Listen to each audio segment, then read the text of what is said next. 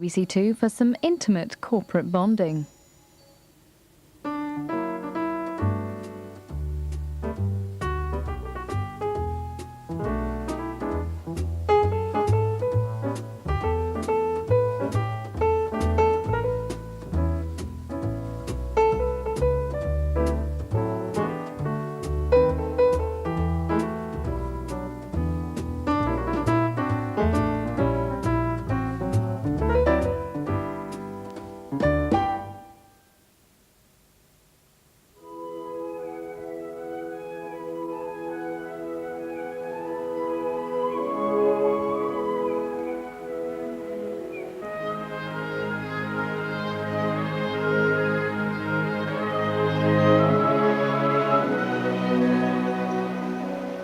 Springtime in Bavaria, and some Rover engineers enjoy the last few runs of the season.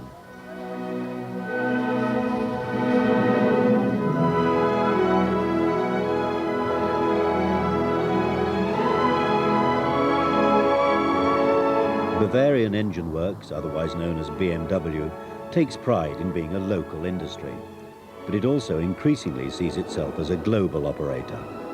2 years ago, it bought Rover with some spare cash, virtually doubling itself overnight.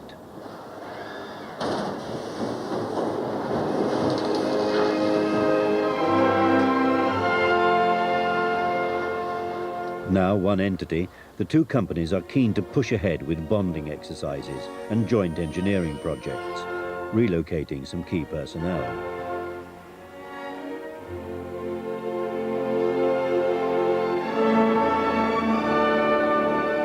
At the Geneva Motor Show, John Towers, Chief Executive of Rover, and Bernd Pischetsrieder, head of BMW, try their own spot of bonding over the new MGF. We managed to create here, through the technology as well as the style, something which exhibits that difference. And this is very much the old MG tradition, sure. The affordable, exciting sports car. Yes, absolutely. I'm very pleased with it. Pischetsrieder is famous for his love of British cars, yet things still look a little strained. The two airbags you put? Yes. Is this series fitment? Yes. Which is very good standard. But for a team of Rover engineers based in Bavaria, bonding is a way of life. The whole thing is wonderful. It's a big, big holiday at weekends, and it's a big, big challenge at work during the week. So it's great. To a BMW organisation, to perhaps a German person, the use of their time is the most critical thing. They don't want to be at work in the evening when they can be out in the mountains walking around. So they want to use that time well. The students spend a lot of time in beer cellars, I know that much. When I go out in the evenings and after work and walking around, seems to be a lot of people hanging around in bars and stuff. Well, the first time we were here, we had a sort of indoctrination to the strange German ways, and we had to talk about what we thought was our stereotype, our sort of stereotypical view of the German. And we said they were very fat and they had no sense of humour. And there were only two of us in the room at the time, and I'm still quite sort of chunky, but I was chunkier then. And as we looked around the room, they were averaged about 6 or 7 stone, all these very thin Germans with Adam's apples and things. And it dawned on me, that the stereotypes and things are completely out of the question, really. In the Midlands, one of the first BMW engineers to be relocated to Rover is getting to grips with a traditional British breakfast. Achim Spitter is something of a pioneer.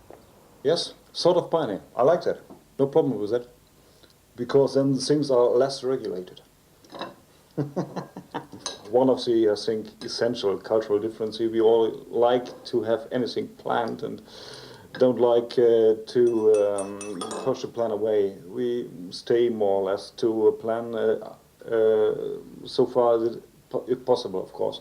The English are more flexible and are proud to be flexible, but to us it may seem a little bit of chaotic sometimes. I have to admit that. That's a major difference. It's a difference Rob Preston will soon be experiencing for himself. He's one of a group of apprentice engineers off on a 3-week trip to BMW. They'll be staying with young Germans who visited them last year. The moose over there. And the deodorants. Okay.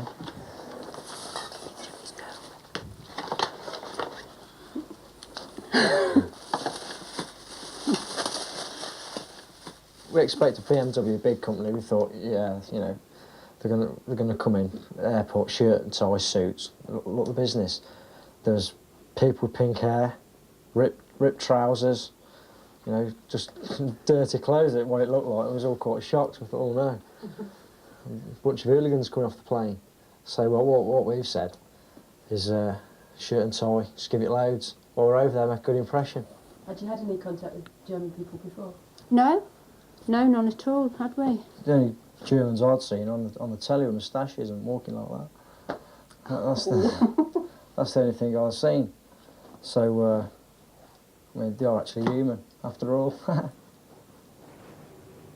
I'd been thinking about you as guinea pigs in terms of this new and really quite pioneering project. But driving here, I've actually changed my mind. I don't think you're guinea pigs at all, because guinea pigs, things just happen to.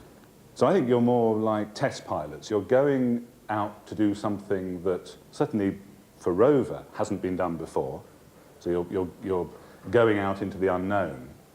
We at BMW have to learn at least as much as our colleagues from Rover. Because for BMW, it's an entire new situation too. And if we don't learn enough, we missed opportunities. But you're also going out to observe what the unknown looks like, to learn from it, and to come back and tell those on the ground what it's like out there. We need them to learn that they are a member of a, let me say, family, and not feeling any longer being a Bavarian or a Midland person working for a Midland company, but being a member of a company which is a real global player. Sehen Sie gern fern? Ich sehe nicht fern gern. Ich sehe nicht gern fern. Ja.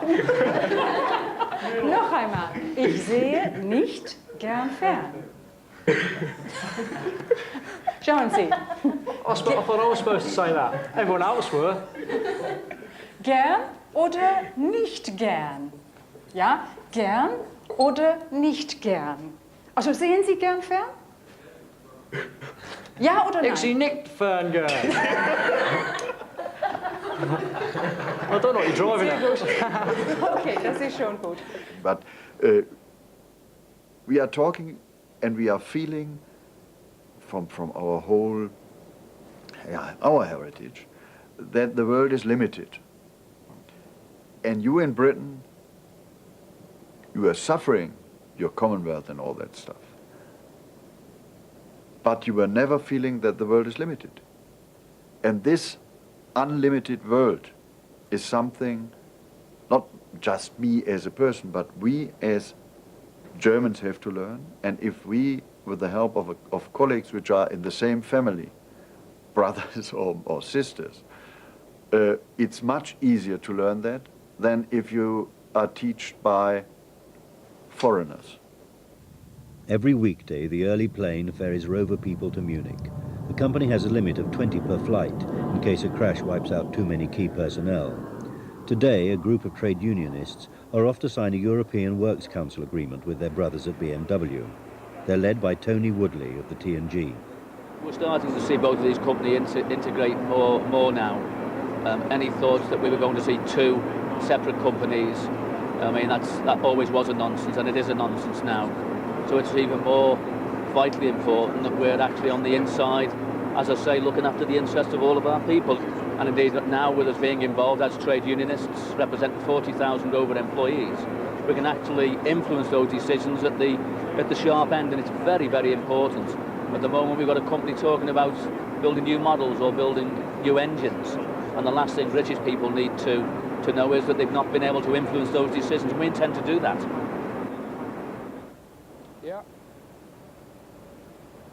Joint engineering ventures are already well underway. Achim is working with Land Rover engineers and designers on a secret new project. His closest colleague in Britain is Mike Jaczynski. Historically, because of the situation of the company, we've been driven by cost. And the attitude, certainly initially as it comes over from BMW, is, okay, here's a choice of two parts. Technically, this one is the best, so we'll use it. And if it costs more, well, that's coincidental.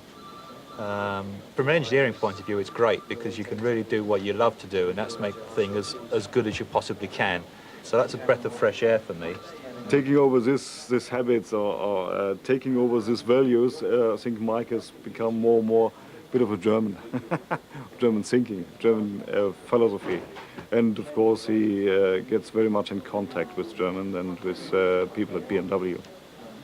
Don't know if people at BMW are typical for Germany, but they are Germans, even if they are Bavarians. The trade unionists fly towards Munich. It's planned to invite Dr. Reitzler to our first meeting. He can tell us something about the long-term strategy. Yeah. Yes? It's very important that we meet quickly because there's a lot of activity in the company now. Yes, I think so. On engine development and indeed on other areas that concern all of our countries, you know. Now we drive 200 kilometers, Tony. Now you understand what the BMW sign means, lads. It's a propeller, and you can understand now the way they fly along here, you know. Oh. Yeah, talking, not looking.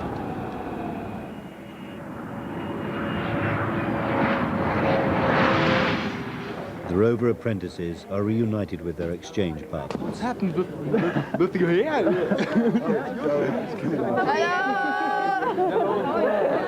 Hello. Right. How are you? How are you keeping? Ah, danke schön. Oh, okay. Alles klar.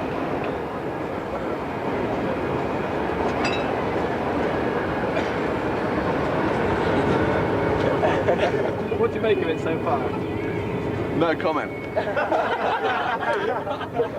We started about 8 o'clock on the plane drinking beer. It was alright. Yeah, I've never been on such a small plane, but it was comfortable. Nice leather seats, quite posh. And I didn't like the food. Why not? Do you like continental breakfast? Not like, I'm used to your little croissant and a bit of jam, but not the cheese and the sausage. I could have done with a cup of tea.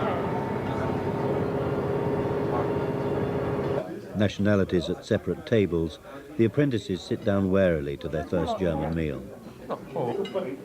Zieht in die Welt und so, was die irgendwer erlebt hat. Von Schiller oder so. Ist auch nett mal. What's this? Finish this, I still want something else. Look at dessert. We won't.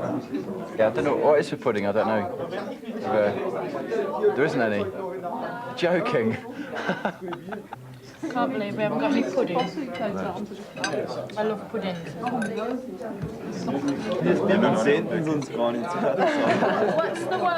What's the word in German for pudding? Pudding. Oder Kuchen.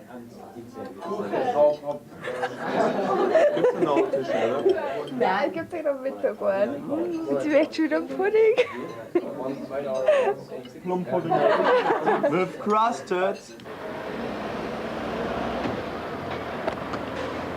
John Towers is increasingly uncomfortable in his new role, reporting to BMW's Dr. Reitzler, who has been brought in as Rover's chairman. 11 o'clock. Have a good evening. Thanks, Tony. With his wife, Beth, John Towers arrives at a motor manufacturer's dinner in Birmingham to celebrate 100 years of the car. Tonight, he has to introduce Reitzler to the British car industry guests, who include Sir Michael Edwards. Sir Michael, my wife, Beth. He didn't have much luck bonding with the British workforce when he ran Rover during its troubled Leyland period. Munich, but I'm here for at least 1 day a week. At least 1 day. Yeah, at least 1 day. I wouldn't think 1 day is enough, isn't it, really? Well, I think I'm focusing where synergies can be found. So Yeah, I'm sure. he is in charge of the company. Yes, no, I appreciate. Well, the synergy thing is a major factor, isn't it? You bought it. It's a difficult process in all industries, really to identify synergies, to make a nice plan. It's okay, but to manage it that that it happens. It's not so you can take over. So unfortunately, I was going to say, good luck anyway. Thank you so much for coming. No, I just had a water. I'm fine. I'm fine. Thank you.